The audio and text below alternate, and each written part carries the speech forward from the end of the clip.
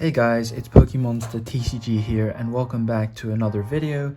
I hope you're all doing well. Today I have a mini mail day of slabs to share with you guys, and also thought it would be a good opportunity to talk about the current state of the modern Japanese card market. Some of you will have no doubt noticed that prices are going a bit insane, so as I'm unboxing these, I'll sort of give you my thoughts about what's going up and what I think about the fact that it's going up, and whether I think this upward trend is sustainable. So I'm just gonna unbox these and I'll see you guys on the other side. So guys, we are back and I'm very excited to show these three slabs with you. As I said, it's a mini mail day. I was expecting a fourth one that I bought over the weekend, but it hasn't arrived in time. And just as a disclaimer, the cards here are different to the ones shown in my thumbnail. The ones in my thumbnail are ones that I'll be showcasing and discussing about a bit later. So without further ado, let's get into it. So first we have this Mew V Alt Art PSA 10. So this is the first time I'm seeing this in person as well. So I'm appreciating it at the same time as you guys. So this is an artwork done by the very popular artist Naoki Saito. So that probably explains why when it first came out it was probably only £30, $40 US, but now in a PSA 10 it is about 150 to 200 pounds and about 200 to 250 US. So very happy, and obviously I collect Japanese cards because I think that the quality on the texturing is way better than English, but also just it's cool to collect the card in the original language. So starting off with a Mew V Alt Art, or Special Art as they call it in Japanese. Next we have the Charizard Alt Art PSA 10. Again, this is a wonderful card drawn by Ryuta Murayama, which is sort of a continuation of the art book Charizard, where it was sort of fighting with the Venusaur and it was being entangled by it. So just showing a bit of a close-up, this card came out in S9 Starbirth, which is a great set, which also contained alt arts like Arceus, Honchkrow, and Lumineon. So again, I'm very happy to add this into the collection. One of my collection goals is to get all of the Japanese alt arts. I wasn't planning on doing them in PSA 10, but for the higher tier ones, I think I will, because it's just a lot simpler than buying the card raw and being disappointed in it. Obviously, when you are buying these cards, and here we have a Dialga PSA 10, just admiring that circular texture in the middle, it's just awesome. Not something I appreciated before buying the card. This card is done by the legendary Mitsuhiro Arita, who I believe this may be the only Sword and Shield alt art that he illustrated. So this card came out in S10D Time Gazer, the D standing for Dialga. So as I was saying guys, these are sort of cards that I'm trying to complete in PSA 10. I was trying to get some of the VMAX alt arts over the weekend, but I couldn't, so to try and make myself feel better, I got some alt arts that I'm still missing. So quite close to completing all of them. When that's done, I'll show you guys. But just gonna put these to the side now and just have a chat about what I think about the current state of the market. So the Japanese modern card market is kind of booming right now. I first started noticing it when tag team cards started getting a lot more visibility and exposure. I've seen multiple YouTube videos posted attributing the rise to various factors, and to be honest, I can't really explain it. But these are the tag team alt art cards that I have in my collection so far. I still want to complete all of them, but they are getting more and more difficult to complete. Notoriously, this one is going up a lot. Now, why is it going up a lot?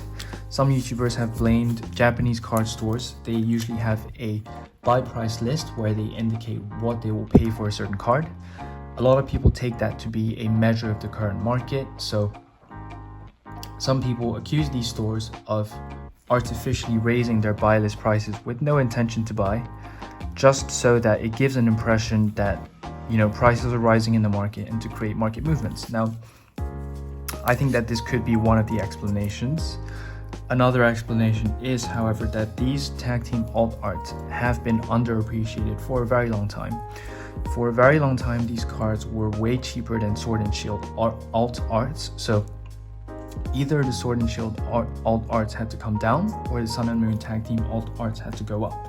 Now these have gone up, so that might explain it a little bit, but also these cards are not that high in population compared to Sword and Shield alt arts. So when they get more exposure and when more people want them, I think it's going to be difficult for many more copies to be graded in PSA 10s.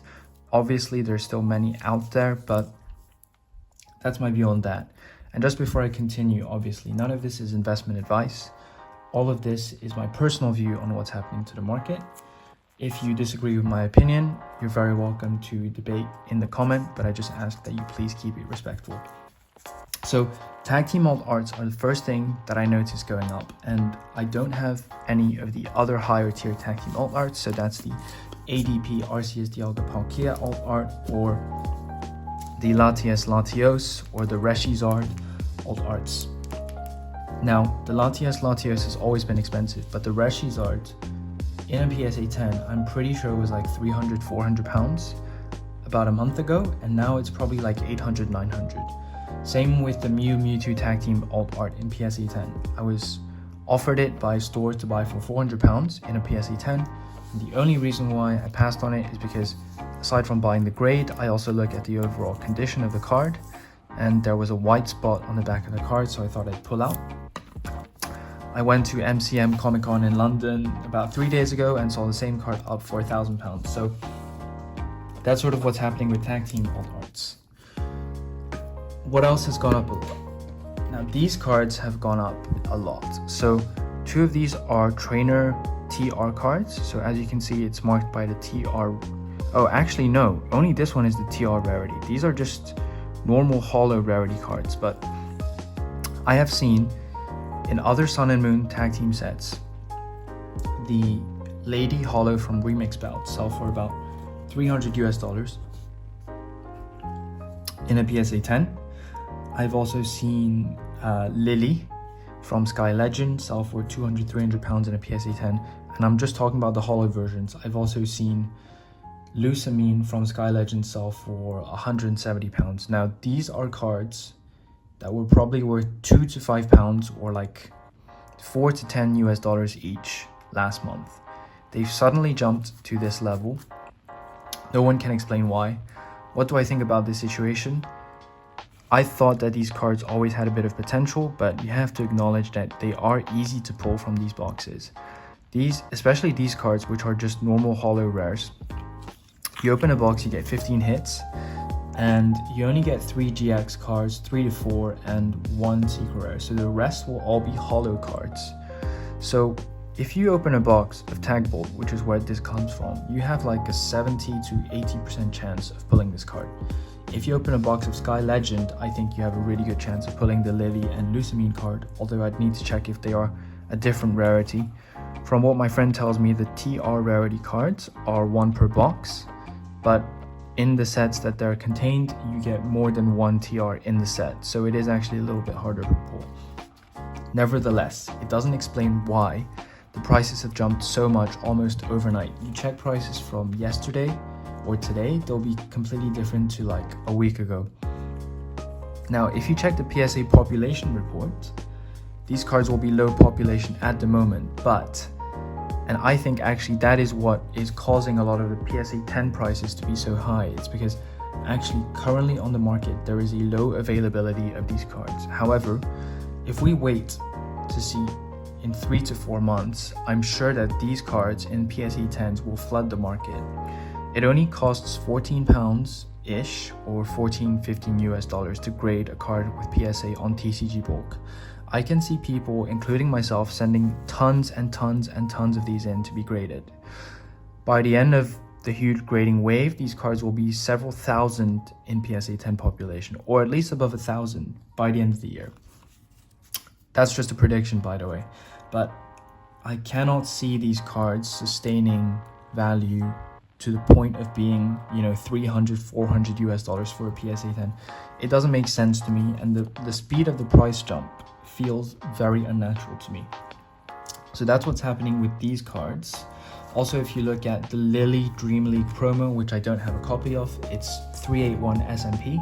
It's the Lillie sort of in cartoonish artwork with the Clefairy. That card was like £750 or $850 US like a week ago. If you look now, there are a few listings that were like best offer £1,500 accepted, although I don't know what the offer price was. I was also looking at these cards. So like, I bought these from a friend recently. They're stunning VMAX special art cards. Again, cards I'm trying to collect, these ones in PSA 10. This one I'm going to show some sold listings from 2 days ago, where it was selling for, or 4 days ago, where it was selling for like £350. And when I looked at sold listings today, there were multiple sold listings at about double the price. Now, this does not make sense to me at all. These cards, don't get me wrong, they're amazing cards with amazing texture, and I do love them and want to collect them. However, it doesn't make sense to me that this would double in the space of 4 days without something fishy going on. Now, a lot of this also depends on the population of the card, so I did some checking. This one is like close to, if not more than pop 4,000 in PSA 10, and I'd be surprised if this wasn't close. Now, in the current state of the market, we should not only look at population from an absolute view in terms of the absolute number. 4,000 sounds like a lot, but the population also has to be measured relative to how many people want the card. So if you have a card that's pop 4,000, but let's say 50,000 people want it, that means that demand is going to far outstrip supply at the moment, which is going to cause price rises. This does remind me a little bit of the base set hype that happened in 2020, 2021.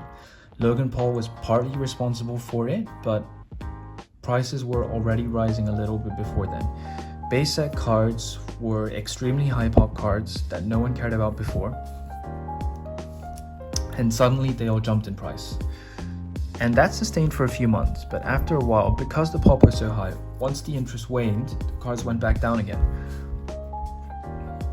Now with these cards, people did want them before already, but the speed of the price jump is what scares me a little bit. Now, I'm not overly worried about what happens to these cards because I was collecting these before the price jump, and it was always one of my collecting goals to complete the alt arts, all of the alt arts. So I'm not really too worried, but it does scare me how many things are jumping, how fast.